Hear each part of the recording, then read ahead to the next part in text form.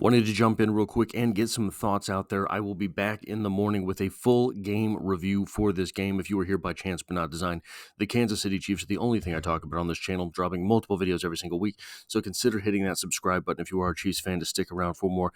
The Kansas City Chiefs advanced to their 7th consecutive AFC Championship game by the score of 23-14 over the Houston Texans. And there are a few things that I want to talk about just off the top of the head. And I want to start, obviously, with the penalties for all of the Troy Aikmans out there. And by Troy Aikmans, what I mean is crybabies. The big thing in the NFL over the past few seasons has been safety. The big thing in the NFL over the past 20 years has been calling a whole lot more penalties on the defense. Now, I do not agree with the latter. I think that it is too hard to play NFL defense these days. But of all the impositions that have been put upon the defensive side of the ball, guys, leading with the crown of your skull has always been a penalty. They just never called it.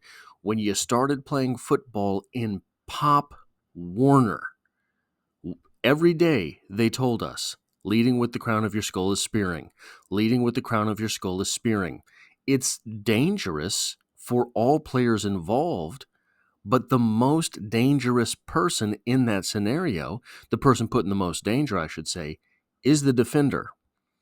Number 39, To'o, I don't know exactly how to say it. That was the right call. Even on the offense, that's the right call.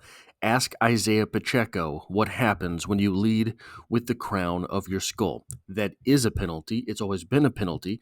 They just started calling it in football over the past few seasons when they decided to start calling targeting and realized it's kind of the same penalty we've always had.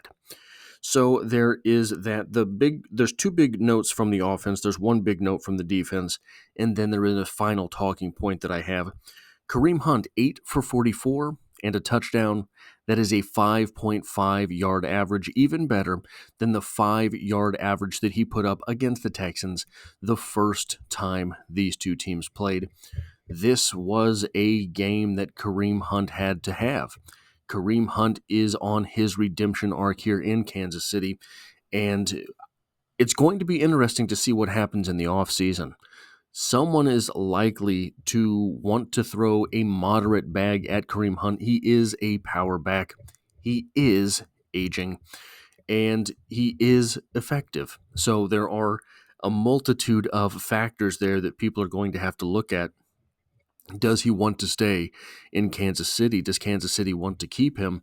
It is hard to imagine they would not, especially when you look at the past few games of the season. Isaiah Pacheco or Kareem Hunt rises to the top, but never both of them. So it is one of these things in the NFL. Which type of back are you sort of prepared to stop? And I think more defenses in today's NFL are prepared to stop the Isaiah Pachecos of the world, the guys who are not particularly hearty. Hearty is not the right word.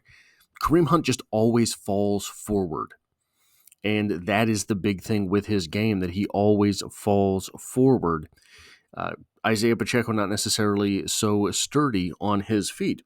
So we will see what happens there. The next note on the offense is Xavier Worthy. Xavier Worthy, in my opinion, has stepped up over the last month or so of the season and looked a whole lot better.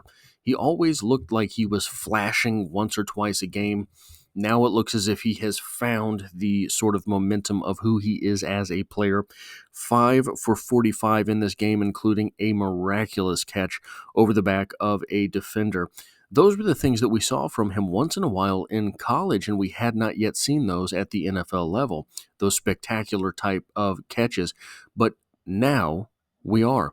Xavier Worthy did seem like he had some extra pep in his step, and I was worried that it was going to cost him at some point in the game.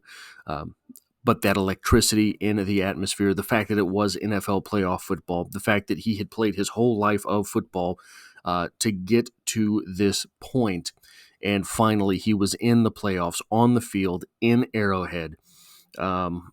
I think that is a big stage, and he was a player that in his first attempt really stepped up. right? You don't always see that. You see guys for whom the moment is too big, and that was not Xavier Worthy. So I think that this could be, like I talked about in the preview to the game, the prediction video for this game, this could be the beginning of that next step for Xavier Worthy as he transcends. Last year we saw Rashee Rice take one more step in the playoffs to where he was running some more intermediate routes and things like that. The beginning of this season, we saw the next step where Rashee Rice was getting more down the field targets. And if that is the same progression for Xavier Worthy, he is going to be a weapon that is extreme in the hands of Patrick Mahomes, and it looks like he is taking that next step in his progression. One small note that I had not necessarily meant to make, but I can't not. Nico Remigio, 3 kick returns, 110 yards, almost took one back. Nico Remigio, 1 punt return, 11 yards. Guys, I think he is going to be your number 4, number 5 wide receiver next year. Mecole Hardman's contract is up. Mecole Hardman is injured again. And I think that Nico Remigio is going to be the special teams guy, is going to be the number 5 wide receiver guy for the Kansas City Chiefs. So when you start looking forward at what they have, you've got basically 5 wide receiver spots you want to be able to fill. You have Rashee Rice, who's your number 1. Going to be suspended, going to be injured, right? We don't know what that timeline looks like. You have Xavier Worthy, who's your number 2. You have Nico Remigio, who looks like a number 5. You've got those 3 and 4 spots to figure out. Once you get those figured out, you have a pretty good wide receiver stable. I am not sure what they will do with Hollywood Brown. His contract is up. Juju Smith-Schuster, free agent. Justin Watson, free agent. Nuke Hopkins, free agent. So again, we will have some turmoil on that in that wide receiver room. And here's the thing. The next talking point here is the defense. We had not seen that defense all season long. The defense had been good all season long. They allowed, I think it was 19.2 points per game all season long. Didn't give up very many points all the live long year.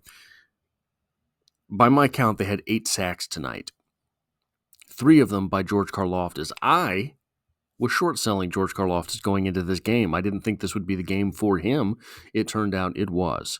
I thought that this would be a game for Chris Jones and Charles Omenihu coming through the middle of the defense in the second half. But Chris Jones had one. Felix Enudike Uzama had one. Charles Omenihu had one. Chamari Connor had one. Turk Wharton had one. I believe the defense had 8 sacks altogether, and they were big ones. They came in big moments. They were important sacks. If that's the defense we get in the AFC Championship game, the 7th consecutive AFC Championship game in which the Kansas City Chiefs will have played, no matter who their opposition is, it will be important that the defense continues to get those sacks. I'm not sure, I haven't done a whole lot of study on the NFC side of the bracket this year to know against whom that defense is most likely to stack up, etc. But that defense that we saw tonight travels. That defense that we saw tonight translates regardless of opponent. That is opponent agnostic if you are getting that much pressure and that many sacks. Like, not just pressure. You're not just forcing C.J. Stroud to make a throw he doesn't want to throw. You're taking him to the ground, and that is something that travels. That is something that will translate to the Super Bowl. And the final talking point that I have here,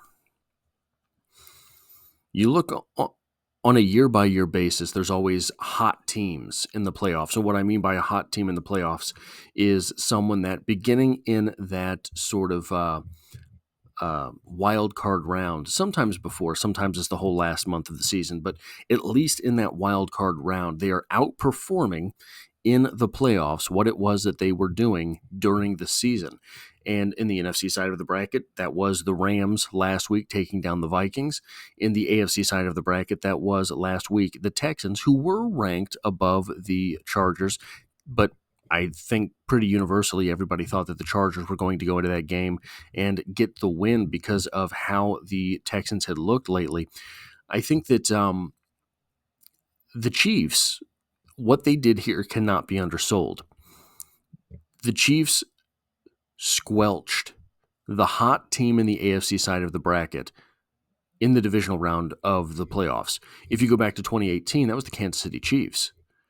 And it was not until the AFC Championship game that the unfortunate occurred. And the Chiefs were the hot team in the playoffs that season, and very, very unique for the franchise at that point to have been called that. And they got a couple wins in the playoffs. And, well, they advanced to the AFC Championship game. And that was where the time ran out on the Chiefs being the hot team. The Chiefs, anytime you can end that momentum, it cannot be undersold. So I think that has to be appreciated. We can look at this game and think, oh, well, it was just the Texans, all we want. We can look at this game and said, oh, well, they struggled against the Texans in the first half and into the third quarter, all we want. It was still a playoff game. It was a playoff game with the hottest team in the AFC side of the bracket, and the Chiefs got the win and will be advancing to their 7th consecutive AFC Championship game. That is what I have for this preview, or this sort of reaction to the game. I will be back in the morning with a full review, and I hope to see you then.